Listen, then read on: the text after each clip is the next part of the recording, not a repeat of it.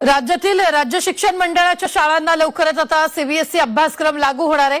SSC या शाळांमध्ये CBSE अभ्यासक्रम लागू करण्याबाबतच्या आराखड्याला सुकाणू समितीनं मान्यता दिली आहे। येत्या 2025 आणि 26 या शैक्षणिक वर्षापासूनच सीबीएसई अभ्यासक्रम लागू करण्याबाबत हालचाली सुरू झाल्यात। मंत्री दादा भुसे यांनी हे विधान परिषदेत माहिती दिली असून विधान परिषदेत लेखी उत्तर दादा भुसे यांनी दिलंय।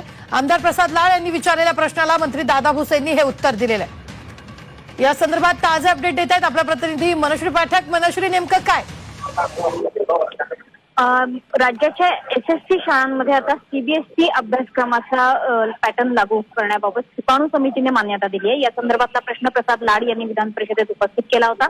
त्याला लेखी उत्तर दादा भुसे यांनी दिलेलं आहे। दादा भुसे हे शालेय शिक्षण मंत्री आहेत, त्याच्यामुळे त्यांनी विधान परिषदेत लेखी माहिती दिलेली आहे। या लेखी माहितीत त्यांनी असं म्हटलंय की एसएससी शाळांमध्ये सीबीएसई अभ्यासक्रम लागू करण्याबाबतच्या आराखड्याला सुकाणू समितीनं मान्यता दिली आहे। ही महत्वपूर्ण माहिती त्यांनी दिली। सोबतच येणाऱ्या 2025 ते 26 या शैक्षणिक वर्षापासूनच सीबीएसई अभ्यासक्रम लागू करण्याबाबतच्या हालचाली सुरू करण्यात येत आहेत। त्याच्यासाठीची लागणारी तयारी, प्रशिक्षण हे देखील आता सुरू केलं जात आहे।